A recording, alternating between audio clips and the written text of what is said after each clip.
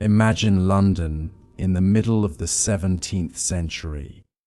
The city is restless, crowded, noisy, and yet, beneath all of its hustle, there is a strange and constant companion, the faint but unmistakable scent of strong drink.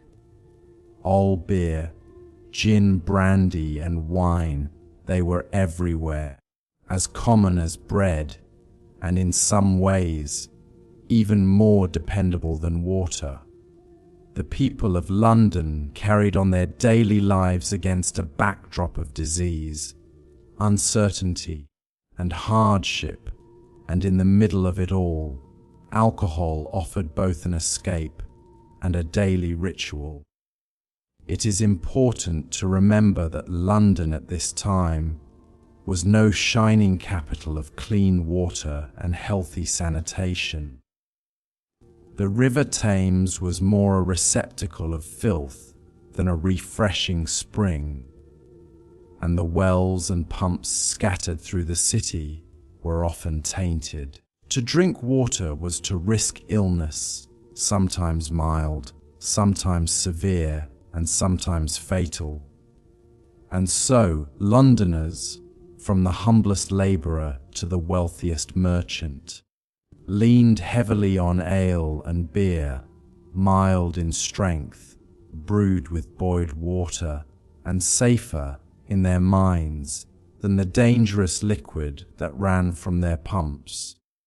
But what happens when such reliance deepens? What happens when the city, already plagued by recurring bouts of disease, leans into a culture where drunkenness is both tolerated and expected?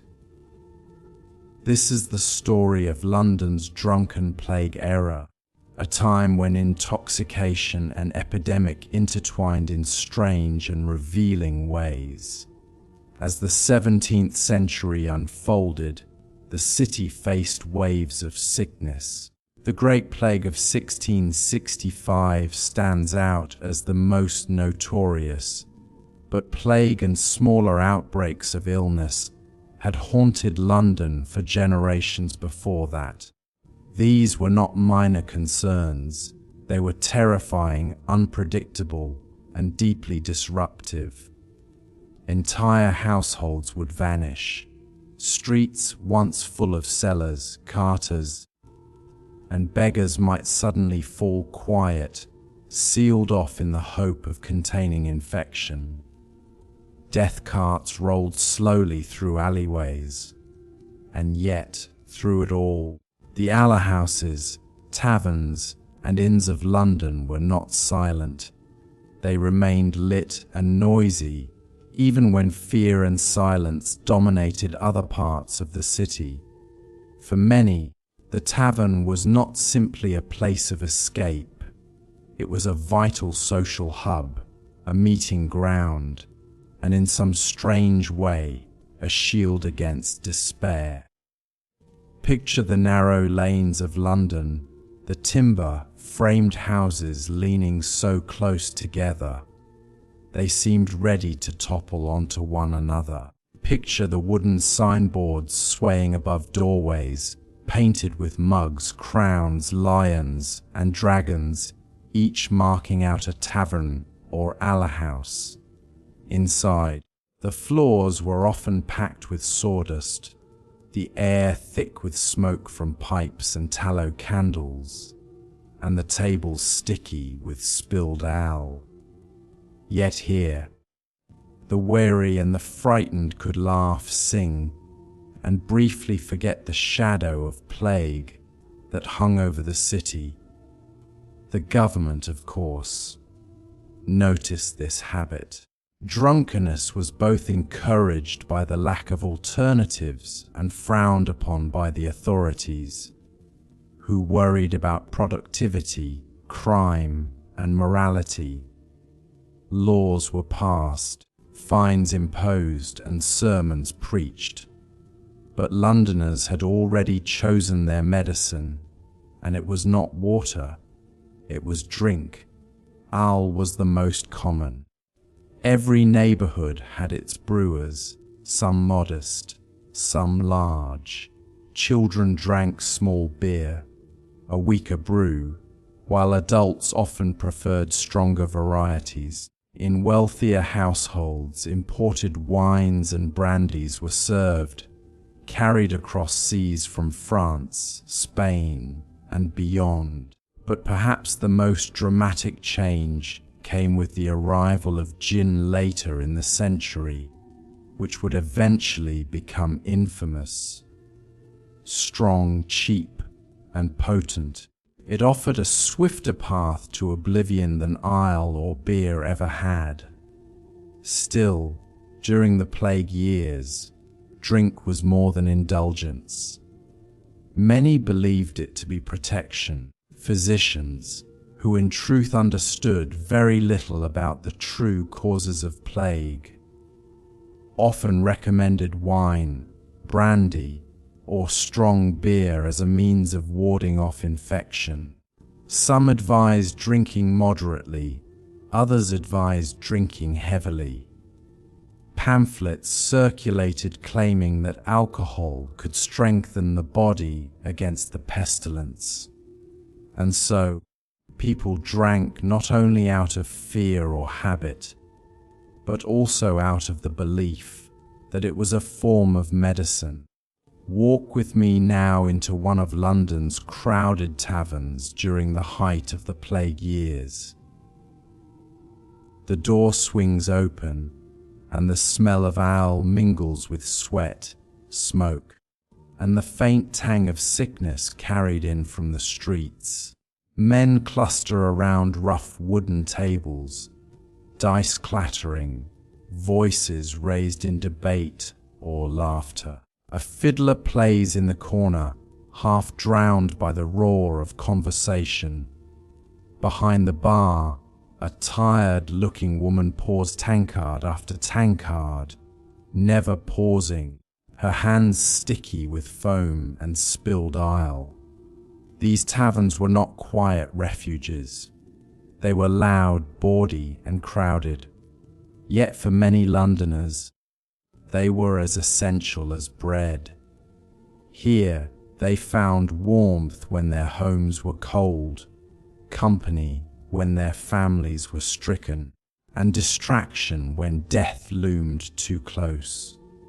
But not everyone was content to let drunkenness pass without comment. Preachers thundered from pulpits, condemning the sin of intoxication. Writers filled pamphlets with warnings of moral decay, claiming that drink would lead London into ruin faster than any plague. Magistrates fined innkeepers for serving after hours, and constables sometimes raided taverns known for harboring criminals. And yet, despite all this, the culture of drink persisted, stronger than before. We might pause for a moment here to consider the paradox in a city haunted by sickness, where death might come unannounced and merciless. The people clung not to water, not to fresh air, not to caution, but to their mugs of ale and their bottles of brandy. Perhaps it was foolishness. Perhaps it was wisdom of a strange kind. But in either case, it was real, and it shaped the life of London in profound ways. The plague carts rolled, the bills of mortality were posted weekly, and still taverns bustled. People huddled together, telling stories, singing ballads, and sharing rumors of cures. Some swore that smoking tobacco drove away infection. Others believed that a hearty pint of ale could steady the body against invisible miasmas in the air. Londoners were a practical people, and whatever mixture of medicine, myth, and intoxication brought comfort, they eagerly embraced it. Beyond the taverns, drunkenness also seeped into the fabric of daily labor. Porters staggered under their loads, Carpenters and bricklayers took midday ale breaks that stretched longer than expected, and apprentices were known to slip away from their work to spend their pennies in alehouses. To be drunk in London was not exceptional. It was ordinary, woven into the rhythm of the city itself. And yet, this era of drink and plague also reveals something deeper about human resilience. In the face of fear, people sought whatever small joys and consolations they could find. A pint shared among friends was more than liquid. It was a reminder of life, of laughter, and of community. It dulled grief and fear, and in doing so, allowed Londoners to continue, even when death seemed so close at hand. The plague eventually subsided. The fire of 1666 would sweep away much of the old city, reshaping its streets and homes. But the culture of drink remained. It would grow even more pronounced in the 18th century as gin flooded the city and drunkenness reached new heights. But its roots lay here, in the 17th century, in the time when plague stalked the alleys and Londoners lifted their cups against despair. And so, as we reflect on this era, we see not only the shadow of disease, but the enduring image of people raising their mugs, sharing their fears and their laughter, and living as best they could in a city that demanded resilience. It was messy, it was imperfect, and it was very human. As you drift now into sleep, perhaps you can imagine those narrow streets, those bustling taverns, the voices rising and falling in the smoky air, and the faint sound of a fiddler's tune carrying into the night. London's drunken plague era was not a time of peace or health, but it was a time of survival, of finding comfort in small things, and of carrying on despite the shadows. Let us begin again, slowly, as though we are walking back through the crooked lanes of 17th-century London. The air is damp, heavy with smoke, and the faint tang of ale and brandy lingers everywhere. In this city, plagued by disease and shadowed by death, alcohol was not an indulgence, but a constant companion. If the plague was the great shadow that followed London, drink was the torch people carried against it, flickering, unreliable, but always near at hand. London in the 17th century was never truly still. The markets clattered from dawn to dusk, carts rattled across uneven stones, bells tolled for services, for deaths, and sometimes for warnings of fire or plague. In the middle of all this activity, taverns and alehouses hummed like the steady heart of the city. They opened early, stayed full through the day, and glowed late into the night. For many, stepping into one of these crowded rooms meant stepping into warmth, laughter, and the dulling relief of intoxication. It is easy, perhaps, to imagine taverns as places of reckless joy, but they were far more than that. They were living rooms for those who had no space of their own. They were meeting halls for laborers, resting places for travelers, and trading floors where merchants discussed deals over a shared jug of claret or sack.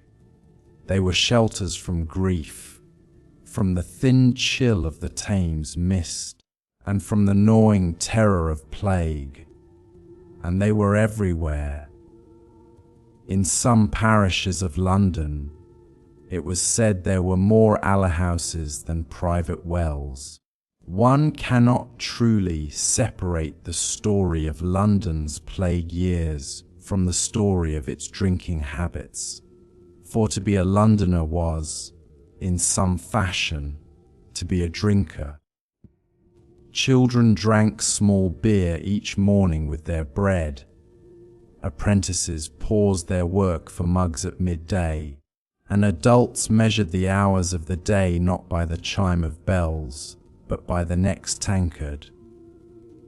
Beer and ale were not vices but staples, woven into diet and routine, and when sickness came, drink became both medicine and escape.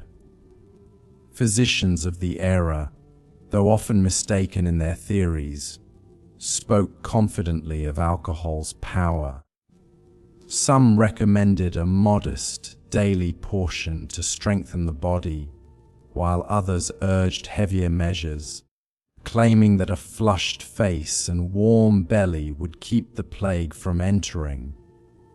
Recipes filled printed pamphlets, claret boiled with rosemary, sack mixed with garlic, brandy steeped with bitter herbs. These were sold as preventatives and cures alike. Londoners, desperate for anything that promised hope, embraced them. In truth, none of these drinks protected against plague, but they gave the illusion of protection, and sometimes illusion was enough. Taverns themselves reflected this mingling of fear and intoxication. On some nights, laughter and song filled the rooms until the rafters shook. On others, when plague bills announced rising deaths, the same taverns grew more subdued, the talk turning to rumors of cures, of lucky survivors, of unlucky neighbors.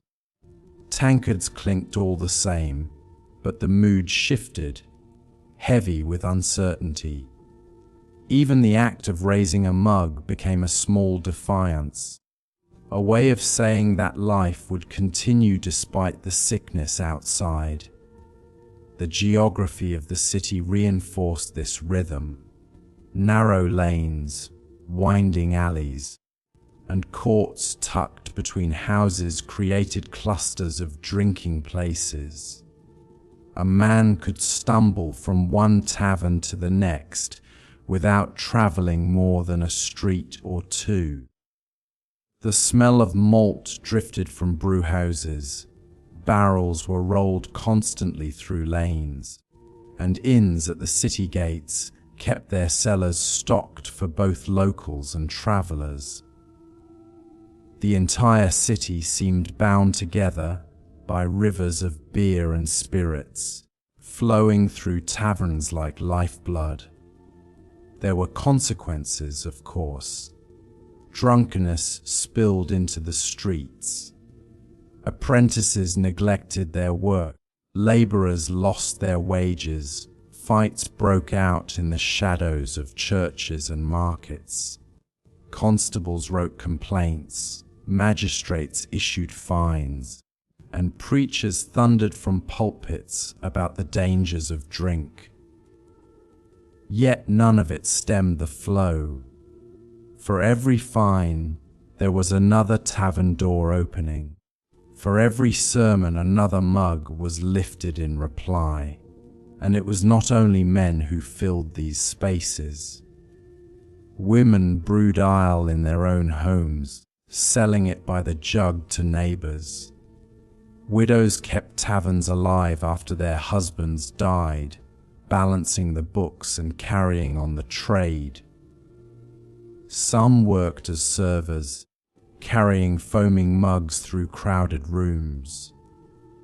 For many, drink provided livelihood as much as it provided distraction. In plague years, when other trades faltered, brewing and selling alcohol often endured, sustained by the unending thirst of a fearful city. The link between drink and superstition was never far away. People believed that the fumes of wine or the vapors of brandy in the air could keep plague at bay. Tankards were sometimes marked with protective inscriptions, phrases carved or inked by anxious hands. Some believed that to drink at a certain tavern was to drink under the blessing of fortune, for that house, so the rumor said, had never lost a patron to plague. These beliefs were fragile, but they offered comfort, and comfort was in short supply. As the plague deepened, quarantines spread through the city. Families were locked in their homes, doors marked with red crosses. For those inside, life shrank to a narrow circle of fear and confinement. And yet, even here, drink remained. Parish officers often delivered beer along with bread, reasoning that it kept spirits up. Guards at quarantined houses were sometimes bribed with bottles to look the other way. Alcohol seeped through the cracks of even the strictest measures, a constant companion that no law could quite exclude. The rhythm of life in London followed this strange pattern. By day, fear and uncertainty ruled the streets. By night, taverns filled with sound and warmth, sometimes with raucous song, sometimes with whispered prayers. Death carts rattled by in the darkness, bells tolled for the lost, yet inside, mugs clinked and fiddles played. It was as if the city had divided itself in two, one half stricken by plague, the other half drowning fear in ale. The longer one looks, the more one sees that alcohol in this era was not merely a diversion, but a language of survival. A pint of beer was not just nourishment, it was reassurance that life would carry on. A cup of brandy was not just intoxication, it was a charm against despair.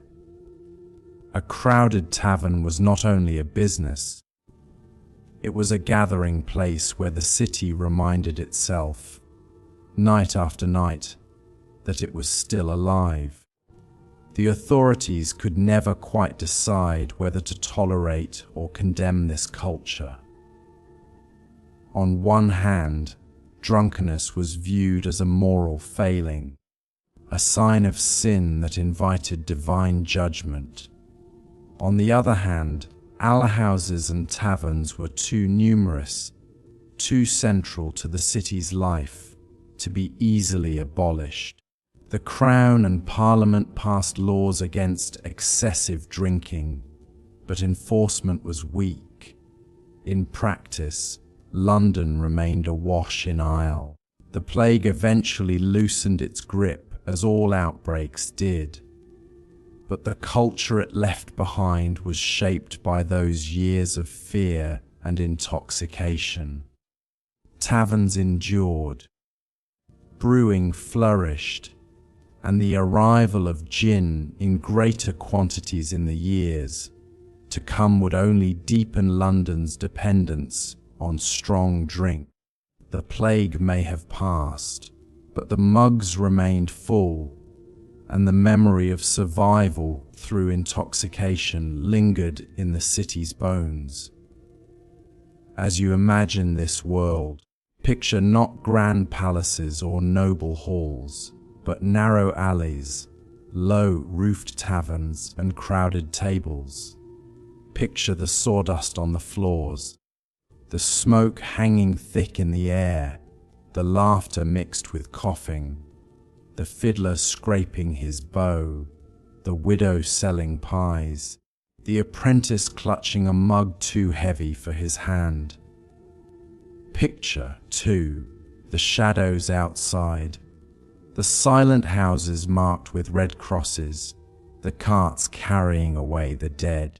Between these two realities stood the tavern, a place where life and death pressed together, and where drink offered, if not safety, then at least a momentary refuge. This, then, was London in its drunken plague era, a city that drank not because it had forgotten death, but because death was too close to forget, a city that lifted its mugs in defiance, in sorrow, and in wary persistence, and a city that reminds us, even now, that in the darkest of times, people will seek out small comforts, whether in laughter, superstition, or the steady burn of strong ale.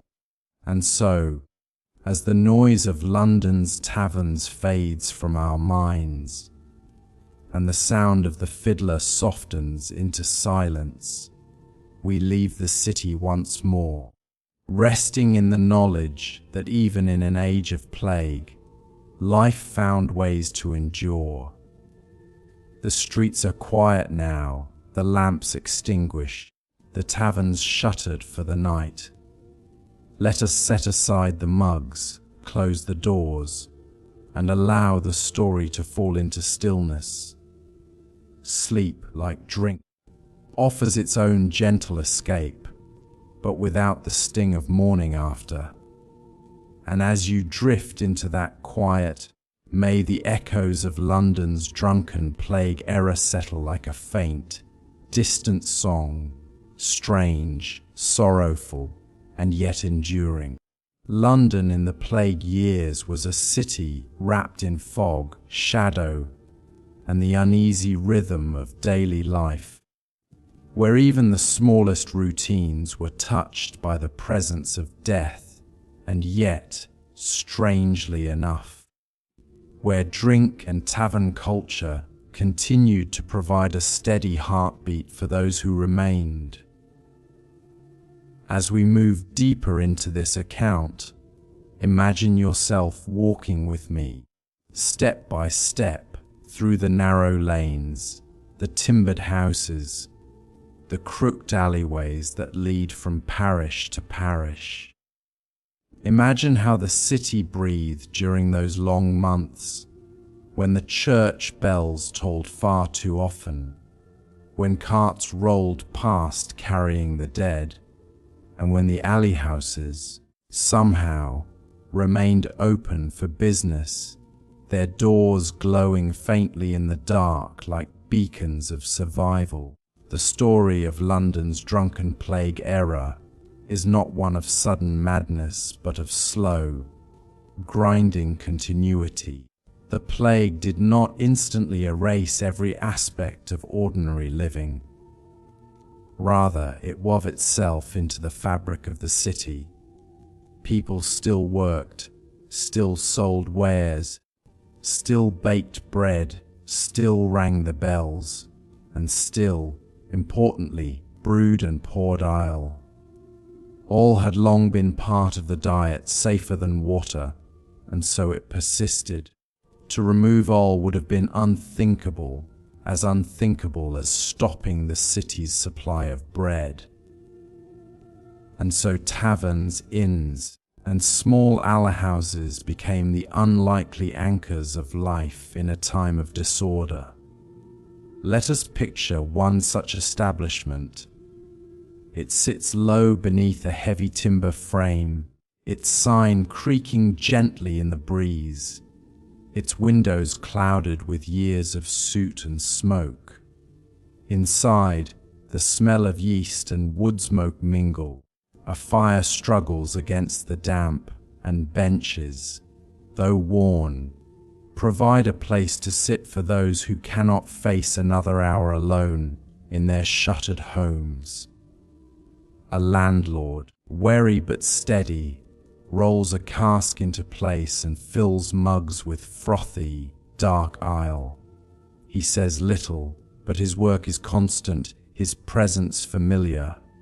In his alehouse, the city's fears soften a little, though they never vanish. Drink was not a luxury but a necessity. It gave warmth in the cold, dulled hunger when bread was scarce, and calmed frayed nerves when the bells rang out with news of yet more deaths. Many Londoners began their mornings with ale, not out of indulgence but as part of survival. Weak ale was taken with breakfast, stronger ale with dinner, and brandy or imported wine when one could afford it, for ailments both real and imagined. Even physicians, faced with a disease they could not truly understand, prescribed alcohol in various forms. Brandy was said to cleanse the stomach, wine to lift the spirits, and ale to steady the body against infection. Superstition colored these practices. Some Londoners believed that a strong enough drink could ward off the plague entirely, keeping the miasma, the deadly, bad air, at bay. They carried nutmegs steeped in brandy or herbs soaked in wine, sniffing them as they walked through the lanes. Others sprinkled beer mixed with vinegar across their thresholds, believing it might form an invisible barrier against disease. In truth, these rituals did little, but they gave a sense of control, and in times of great uncertainty, that sense of control was itself a kind of medicine. The taverns themselves, though lively, were never free of shadows. Patrons knew that at any moment, the bellman's call might announce a new death nearby. Windows were shuttered to keep out the cries of the watchman and the smell of the dead carts. Still, people gathered, because human beings need company, especially when fear grows too large in solitude. And so, the alehouse became a sanctuary of sorts, a place to share whispered news, to exchange gossip, to recite prayers, or simply to drink until the fear blurred. Consider the sounds within. A fiddler played a mournful tune by the hearth. Tankards knocked against the tables, producing a steady rhythm. A labourer, weary from digging graves or hauling goods, rested his head on the wood, half asleep. An apprentice, too young to be so drunk, clutched his mug as though it were an anchor.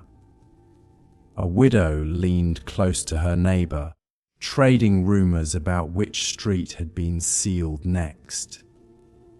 These were not moments of celebration, but of persistence. Each sip of ale was a declaration that life, however fragile, continued. The authorities, too, knew that taverns were both a danger and a necessity. They worried about gatherings, fearing that the close quarters might spread the plague more quickly. At times, proclamations were made to close alehouses, but enforcement was uneven.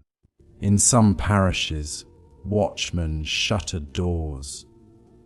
In others, taverns continued under the quiet understanding that people needed them.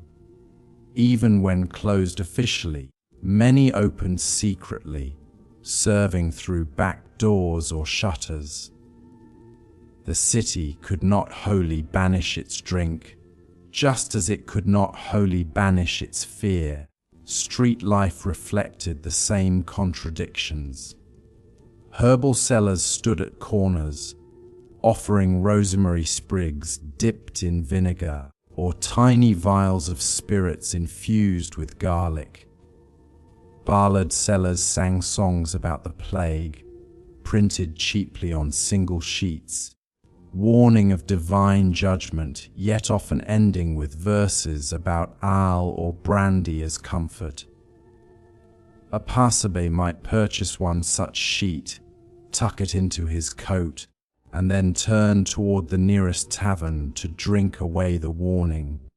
Religion and revelry walked side by side, hand in hand in the plague year. Families, too, found in drink a strange solace. A father might pour a small cup of weak ale for his children, knowing it was safer than water. A mother might accept a jug of brandy delivered by the parish, meant as medicine for the sick confined inside. In some quarantined houses, the only gift from outside was a daily ration of bread and beer, placed at the door by parish officers. Even in isolation, drink reached in, a thread connecting those shut away to the larger world beyond their locked doors. Imagine the streets at dusk. Lanterns flickered weakly, their light swallowed by the mist. Somewhere, the heavy roll of a dead cart echoed, the driver calling for bodies to be brought out. A watchman chalked a red cross on yet another door, his lantern swinging. And yet, only a lane away, from behind a tavern door, laughter spilled out, mingling with the fiddle's tune. The contrast was stark. The city split between despair and defiance. The rhythm of drinking shaped the rhythm of memory. Londoners who survived later recalled not only the toll of the plague, but the strange persistence of tavern life. They remembered the smoky rooms, the cheap ale, the shared mugs passed from hand to hand. They remembered that while the plague stole neighbors, it never fully stole the city's spirit of gathering. Drink bound people together, allowing them to face the endless weeks and months with something more than silence. The city's leaders, when reflecting later, often spoke of sin and judgment, of how drunkenness may have worsened the plague. Yet beneath their stern words, another truth whispered. Without the taverns, without the ale, without the steady drip of alcohol through the veins of London, perhaps despair would have been greater still. For all their fear, for all their weakness, the people of London found in drink a fragile shield, one that dulled the edges of grief and gave them courage enough to step outside the door each morning. We can imagine how it must have felt, sitting at a wooden table, candle guttering low, the sound of the cart fading into the night. You raise your mug, heavy in your hand, the ale bitter and warm. Around you, the faces are tired, but present, alive, still breathing in a city of death. For a moment, you belong, not to fear, but to the simple fellowship of drinkers in a plague year. That moment, though brief, is what kept London alive. And so the drunken plague era was not merely about excess or foolishness. It was about endurance. It was about holding fast to routines, however flawed, that reminded the city of its humanity. It was about the tavern doors that continued to open, the barrels that continued to be rolled, and the mugs that continued to be filled. It was about the ways people found to carry on when the world seemed determined to stop. As the months wore on, as summer gave way to autumn, as autumn yielded to winter, the plague eventually loosened its grip. The bells tolled less often. The dead carts rolled less frequently. The red crosses faded from the doors, either washed away by rain or deliberately scrubbed off by survivors. And through it all, the taverns remained, waiting for their patrons, steady as ever. The city emerged scarred, but not silent, its history soaked in equal parts with sorrow and with owl.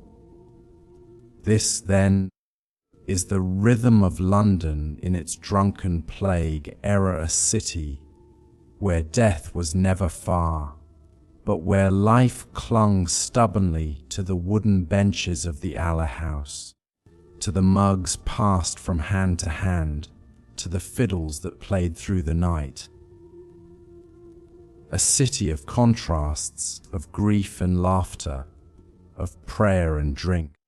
A city that survived because its people, in their own flawed and fumbling way, found comfort where they could, even if it came from the bottom of a mug. And now, as we close this part of the account, imagine once more those narrow streets, the mist curling low, the tavern door creaking open, the warmth spilling out. Imagine the wary figure stepping inside, placing a few coins on the table, and receiving in return a mug of ale, foaming at the rim. He drinks, and for a little while, the plague outside feels far away. That small act, repeated thousands of times, is what kept the city moving. That is what it meant to live through London's drunken plague era.